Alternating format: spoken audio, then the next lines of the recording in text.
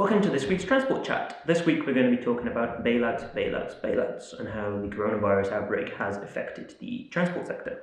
Now, who is going to get them, what are they going to get, and when are they going to get them? First up, who? Aside from public transport and railway links, the people who are going to be most looking for the bailouts is the airlines. Member states, rightly or wrongly, say that airlines are strategic assets and they are simply too big to fail in many cases. Air traffic is down 90% in Europe, 92% this weekend according to Eurocontrol, and the way lockdown measures are going, there's going to be no end in sight for this for quite a while. They will fail without state intervention, is basically the way we are going with this. So what are they going to get? At the lower end of the spectrum, there are taxes and fees which can be deferred or cancelled. Eurocontrol already deferred air traffic management fees for the year. Airlines want them cancelled completely. That might come back onto the table. Further up the spectrum, there are loan guarantees which can give airlines more liquidity, and then there's state ownership, the big bad, take it into state ownership and see what they can do with the company instead. The EU needs to give it approval to all of this because it distorts competition in a way, but because the Commission has put in place new relaxed state aid guidelines, people are more likely to get the green light than they were before. Are there conditions for these kind of bailouts? Environmental groups want airlines to cut their emissions more in return for public money.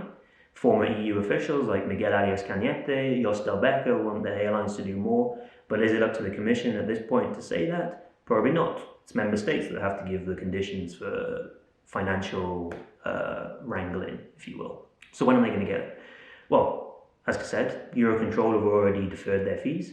France has deferred certain aeronautical taxes until next year and given airlines a 24-month window in which to pay them back instead. Sweden has launched a 500 billion euro support scheme for loan guarantees. Belgium's airports are getting aid.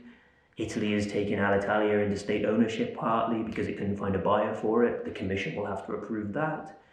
Brussels Airlines might come into state ownership. Who knows? That's on the table. And all of this might become even more inflated because the Commission has started to extend its relaxed state aid guidelines to recapitalization measures, which means things like debt restructuring will be able to get state aid under the more relaxed regime. So basically, airlines are going to be getting a lot of money. Will they have the conditions attached to it? It's hard to say. The US government gave airlines something like $50 billion. Certain members of the US establishment wanted things like emissions reductions to be guaranteed in return for that money. It didn't happen. Or the same thing happened in Europe.